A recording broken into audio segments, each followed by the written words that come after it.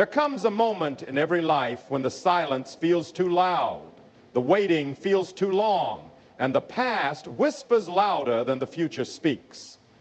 Perhaps you're standing at the edge of despair today, looking back on years that feel like they've slipped through your fingers. Opportunities missed, time lost, mistakes made, wounds endured, dreams shattered, and the voice of the enemy tells you that it's too late, that the damage is done, that your best days are behind you. But I have come to tell you today, by the authority of the living God, that your wasted years are not the end of your story. God is about to restore all that was lost. He is the God who redeems time. He is the God who brings beauty out of ashes, the God who speaks to dry bones and makes them live again, the God who says, I will repay you for the years the locusts have eaten. That promise still stands, and it has your name on it. You see, the devil is not just after your peace. He is after your timeline. He wants to convince you that because years have been lost, you are disqualified from what God promised. But the devil is a liar. God does not measure your future by your past. He measures it by his purpose, by his mercy, by his power. And he is not a God who is ever late. He is a restorer. He is a rebuilder. He is a redeemer. And what the enemy stole in years, God is about to restore in moments. Some of you have wept over wasted seasons, relationships that broke you, addictions that chained you, bad decisions that led you down paths you never meant to walk. You've cried yourself to sleep wondering how you ended up here. But let me tell you something. Your tears are not wasted. Not one of them has fallen without God's notice. The psalmist says, you have kept count of my tossings. Put my tears in your bottle. Are they not in your book? God has been watching you, not with condemnation, but with compassion. He has seen your silent prayers, your lonely nights, your hidden heartbreaks, and he has not forgotten you. What the enemy calls wasted, God calls preparation. What the world sees as delay, God sees as divine alignment. Don't you understand? God was not just letting time pass. He was letting roots grow. He was breaking you to remake you. He was stripping you to clothe you in righteousness. He was emptying you to fill you with his spirit. Those lost years were not lost to God. They were the womb of your restoration. You thought nothing was happening, but in the dark, God was doing his deepest work. The years the locusts ate, God saw every moment, and now he is saying, I will restore. And when God restores, he doesn't give you back what you had, he gives you better. He doesn't rewind the past. He redefines your future. Look at Job. He lost everything, his children, his wealth, his health, and when it seemed that all was over, God restored him, but not just what he had. He gave him twice as much. That's the nature of divine restoration. It is never an equal trade. It is always an overflow. God is not interested in merely replacing what you lost. He is interested in revealing his glory through your comeback. Listen to me. Your story is not finished. The pages may be wrinkled, stained with regret, but the pen is still in God's hand. He writes in resurrection ink. He writes in holy fire. He writes in the blood of the Lamb. And when he restores, it brings all. People will look at you and say, is this the same person who was crushed, who was broken, who was counted out? And you will smile, not because you are strong, but because he is. You will say, this is the Lord's doing, and it is marvelous in our eyes. There's a reason why the enemy has fought you so hard. It's because he knows what's coming. He knows that once restoration begins, there will be no stopping it. He knows that when God restores your time, your purpose, your anointing, your family, hell will tremble. That's why he tried to distract you with regret. That's why he tried to keep you stuck in shame. That's why he tried to convince you to settle for survival when God called you to dominion. But today is a shift. Today is a divine announcement. Your delay is over. Your restoration begins now, not because of what you've earned, but because of who God is. He is the one who says, behold, I make all things new. He is the one who brings streams in the desert, the one who turns mourning into dancing, the one who takes what the enemy meant for evil and turns it for your good. Your past cannot cancel your call to our mistakes. Do not intimidate your maker. Let me speak to those who feel forgotten. You've watched others move forward while you felt stuck. You've seen others celebrate victories while you battled silent battles. But hear me now, God has not overlooked you. Restoration is not always public at first. Sometimes it starts in the secret place. Sometimes God rebuilds you in the dark before he reveals you in the light. Don't despise the quiet season. That's where strength is forged. That's where character is built. That's where healing begins. And when it's time, when God says nothing and no one can stop what he has set in motion. The years you lost to fear, God will replace with courage. The years you lost to confusion, he will restore with clarity. The years you lost to brokenness, he will rebuild with power. Your pain will become your platform. Your scars will become your sermon. What you thought disqualified you will become the very thing God uses to qualify you. Because that's what grace does. It doesn't just forgive, it restores. It doesn't just cleanse, it crowns. And when restoration comes, it won't be subtle. It will be undeniable. You won't have to prove anything to anyone. God will make it evident. He will prepare a table for you in the presence of your enemies. He will anoint your head with oil. He will cause your cup to overflow. They will see the favor of God on your life. They will see the joy that doesn't make sense. They will see the peace that passes understanding. And they will know it was the Lord. There are some of you who have said in your heart, it's too late for me. But you forget who your God is. He is not limited by age, by time, or by circumstances. Moses was 80 when God called him. Sarah was 90 when she gave birth. Abraham was as good as dead. When the promise came, don't tell me it's too late. God is not looking for perfect vessels. He's looking for surrendered ones. Restoration begins when you stop trying to fix yourself and start trusting the one who made you. God is not asking you to earn restoration. He's asking you to believe that he still has a plan, to believe that your future is greater than your past, to believe that what he started, he will finish. And let me tell you something. God doesn't start what he doesn't intend to complete. He is faithful. And even when you were unfaithful, he remained. He kept you alive when you should have been destroyed. He held you up when you were sinking. He whispered hope when you were surrounded by despair. And now he's about to do what only he can do.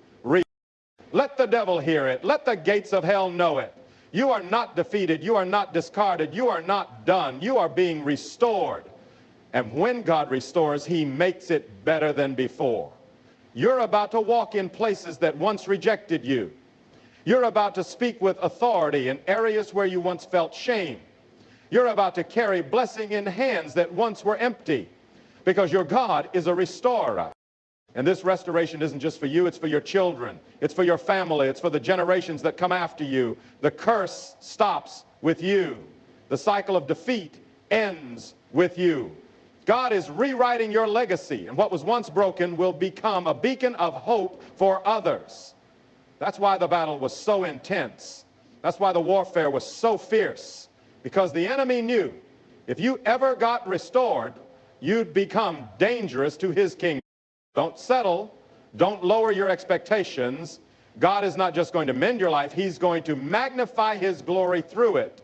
Get ready. Restoration is coming. And when it comes, it will not ask permission. It will not wait for the opinions of people. It will not be controlled by the systems of man. It will be supernatural. It will be sudden. It will be sacred. And it will be sealed by the hand of God himself. You will laugh again. You will dream again. You will run and not grow weary. You will walk and not faint. The joy of the Lord will be your strength. And you will look back one day and say, if it had not been for the Lord who was on my side, I would have perished. But now you live. Now you thrive. Not by your own power, but by the Spirit of the living God. So don't look back in regret. Look forward in faith. Don't measure your future by your failure. Measure it by his faithfulness. The God who split the sea is the God who is making a way in your life. The God who rained manna in the wilderness is the God who will provide for you now. The God who brought water from a rock will bring rivers out of your dryness. And the God who raised Christ from the dead is the same God who will restore your years. Lift your head, dry your tears, square your shoulders. The King is not done with you. You are not forgotten. You are not forsaken. You are not a footnote in someone else's story. You are a chosen vessel, and the oil of restoration is being poured over your life. You are about to shine again. You are about to rise again. You are about to live in the fullness of all God intended for you. And when he restores, you will say, these years were not wasted. They were the pathway to glory. You'll look at every tear, every loss, every delay, and you'll see the hand of God weaving redemption through it all. The wasted years were not wasted. They were the soil of your testimony. And now the harvest is ready. Restoration is here. And let me tell you something else, dear soul. God is not in a hurry, but he is never late. You may feel as though you've been sitting in the waiting room of life, hearing doors slam in your face while others walk through theirs. You may feel like you've stood in the background while your dreams, your calling, your identity have gathered dust. But hear this now. Delay does not mean denial. God's pauses are not God's punishment. Sometimes he holds you back, not because you are forgotten, but because you are favored. Because what he is preparing for you is bigger than what you could have handled in the years you thought were wasted. There is a restoration coming that will not only recover what was lost, it will reposition you. It will place you in rooms you didn't even know existed, conversations you never thought you'd be a part of, influence you never imagined carrying. This is not restoration to the same level. This is promotion to the level he always intended. The years you thought disqualified you were simply the chisel in the hands of a master sculptor. Every scar was shaping your soul for what you were born to carry. You are not just being restored, you are being refined, realigned, and released. When God restores, he doesn't just restore things, he restores time. That's a miracle no man can perform. Time, once gone, seems lost forever.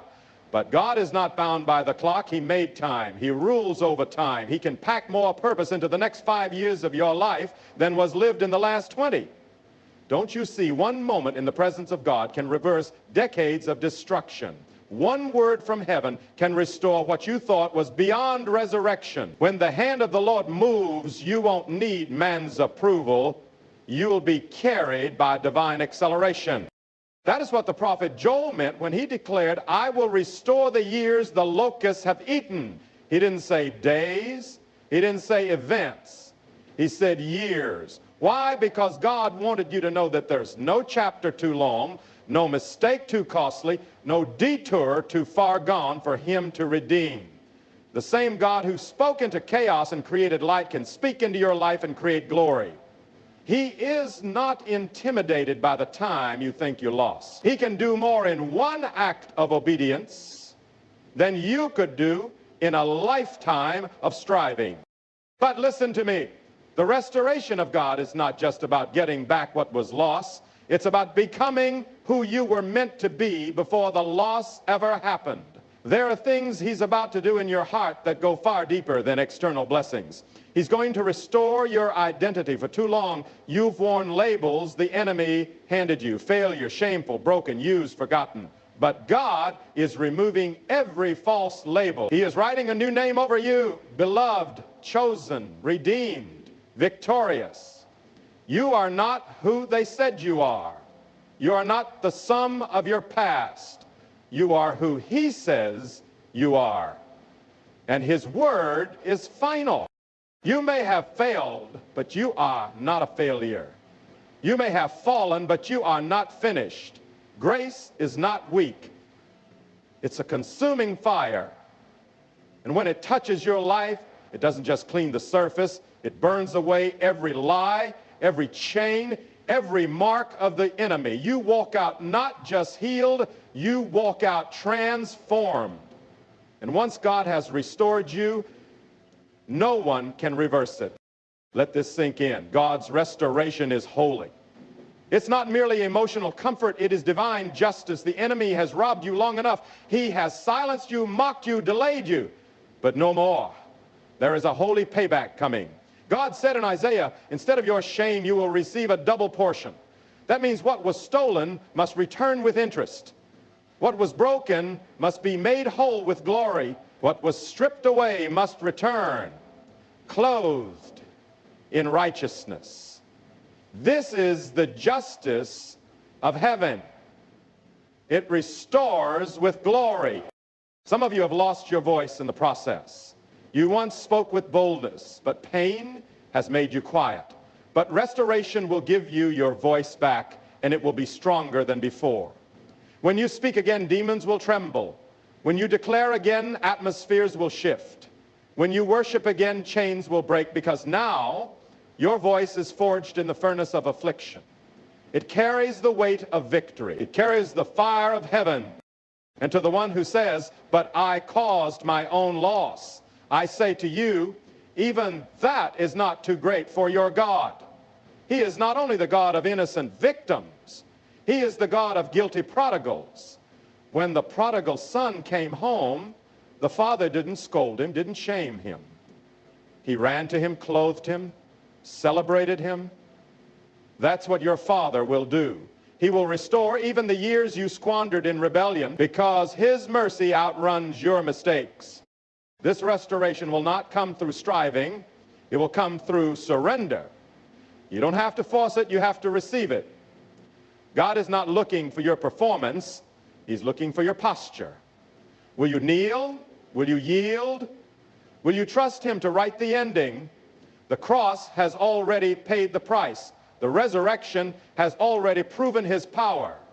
Now he is waiting on your surrender so he can release his restoration. And when it comes, oh, when it comes, you will know it was God. It won't be coincidence. It won't be luck. It will have his fingerprints all over it. Restoration from God doesn't just fill your hands, it fills your soul. It restores joy. It restores peace. It restores childlike wonder. You'll look in the mirror and see someone you almost forgot, a soul alive, eyes lit with holy fire, heart steady with trust, steps firm with purpose. And there's more. This restoration won't just change your life, it will overflow. People around you will be changed by the fire in your eyes. They'll see the oil on your life and know something divine has touched you. Restoration always becomes testimony. Testimony always becomes a weapon. And your story will become a sword that tears down strongholds in others. Because the enemy didn't just lose your past. He lost your voice, your impact, your influence, your life. So rise, stand up in the strength of the Lord. Dry the tears, not because the pain wasn't real, but because the promise is greater. The storm was fierce, yes, but your God is fiercer still. The locust did devour much, but the Lord is a mighty redeemer. The wilderness was long, but the promised land is near. You are not returning to what was. You are rising into what is to come. And oh, how glorious that will be. Restoration that redeems time. Restoration that redeems purpose. Restoration that restores relationships. Opens doors, heals the mind, frees the spirit. God is going to astonish you, not because you deserve it, but because he delights in showing mercy. Because his name is faithful, because his character is restoration, and because he loves you. You who once crawled will now run. You who once hid in shame will now stand in boldness. You who once whispered prayers of survival will now roar declarations of destiny.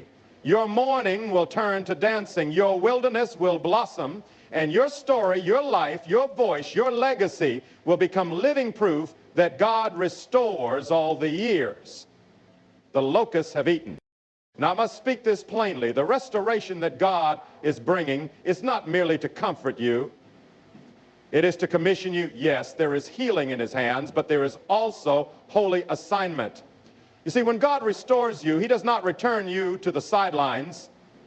He sends you into the battlefield, anointed, armored, and appointed, because the pain you endured was not pointless. It was preparation. The fire you walked through was not just a trial. It was a consecration. God was not punishing you. He was positioning you for an authority that only comes through suffering passed through with faith. You may not have realized it, but while the enemy thought he was destroying you, God was training you. Every long night of tears was birthing endurance. Every silent season of waiting was growing discernment. Every betrayal, every disappointment, every unanswered prayer became the furnace in which your spirit was forged for impact. And now God is ready to restore not just what you lost, but who you became in the process. You're not the same person who went into the trial. You're wiser. You're deeper. You're more dangerous to hell than you've ever been. That is the real restoration. A soul so yielded to God that it carries heaven wherever it walks. And you must understand this. Restoration begins in your belief. What you believe about your God determines what you can receive from him. If you see him only as a judge, you will fear approaching him. If you see him as distant, you will hesitate to hope. But if you see him for who he truly is, merciful, powerful, near to the brokenhearted, then faith will rise in you like a river. You will begin to declare, my Redeemer lives. You will begin to pray like one who expects the walls to fall. You will walk into rooms like someone carrying divine promise in every step. Faith is the currency of restoration.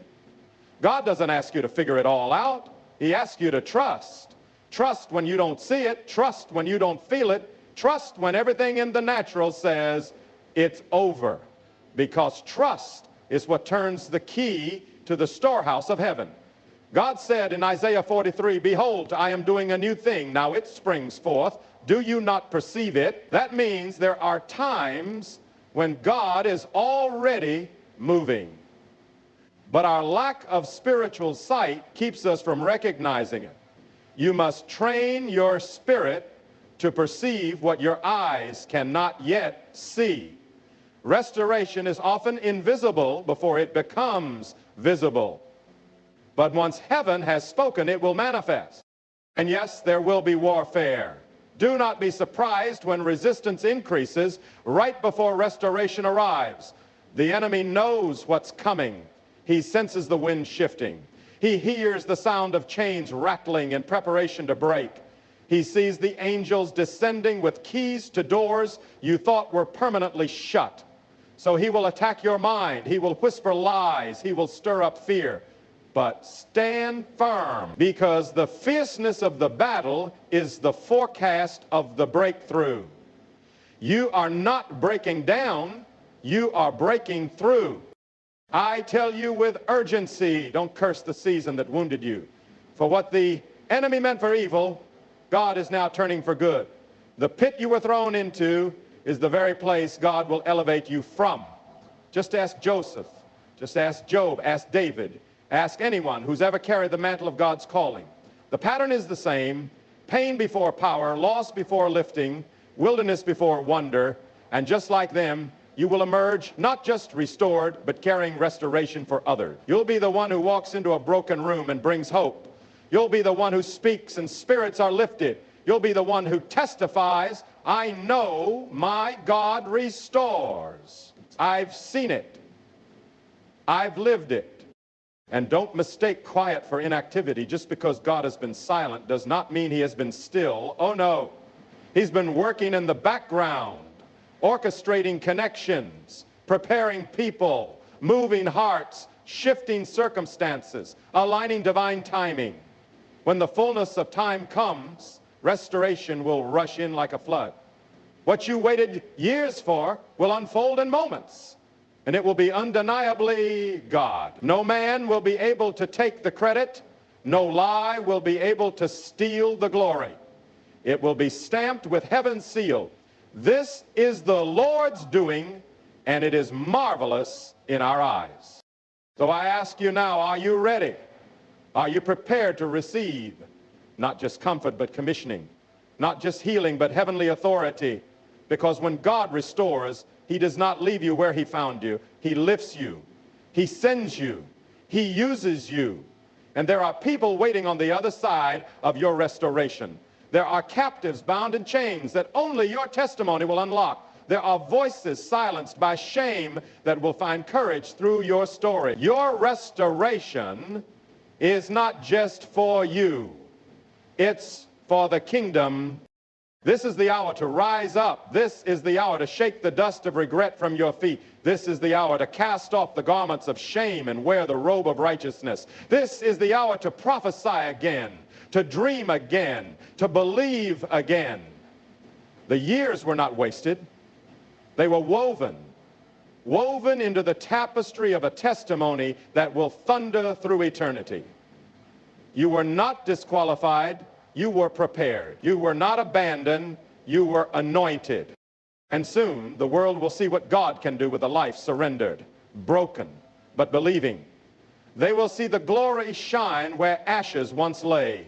They will witness beauty rise from ruin, and they will know this must be God. For no man could restore with such precision. No counselor could heal with such depth. No scheme of man could orchestrate such a divine reversal. So hold your head high. Walk forward, not with pride, but with holy confidence. The King is restoring what the enemy devoured. The Father is redeeming what you thought was ruined. The Spirit is reigniting what the world tried to snuff out. You are not forgotten. You are not forsaken. You are not finished. You are chosen. You are beloved. You are rising.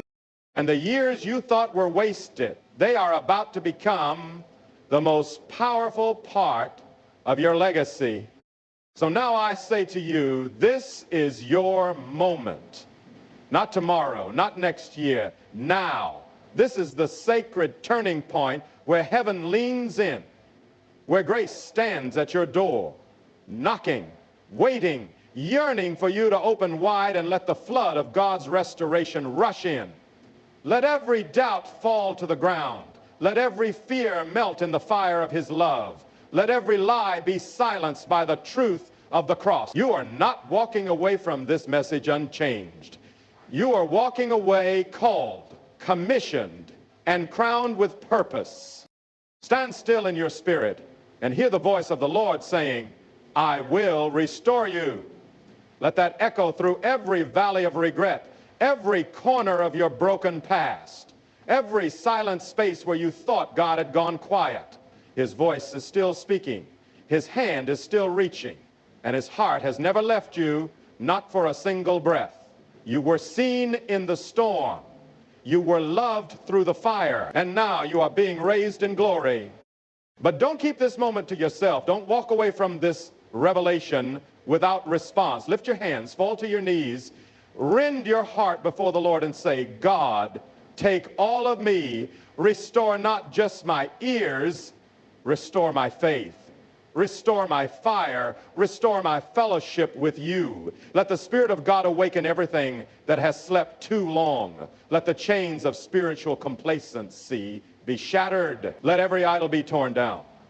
Because restoration without intimacy is incomplete. And what God wants most is not just to repair your life. He wants to walk with you in the garden again. He wants your heart. So I dare you now, I challenge you in the power and name of Jesus Christ, return to your first love. Return not with conditions, not with rehearsed excuses, but with open hands and a surrendered soul. Cry out like David, create in me a clean heart, O God, and renew a right spirit within me. Let repentance wash you. Let grace remake you. Let the fire of his Spirit consume everything that is not eternal. Because what's coming is not religion. It's resurrection. What's coming is not routine.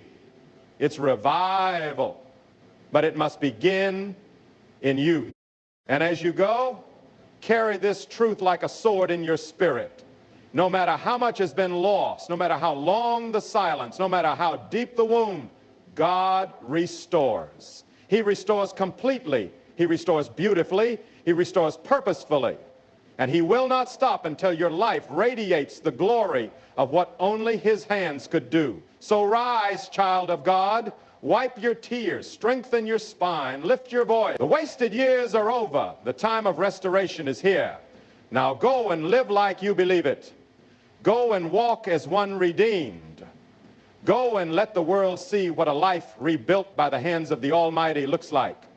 For you, beloved, are the living proof that our God still restores.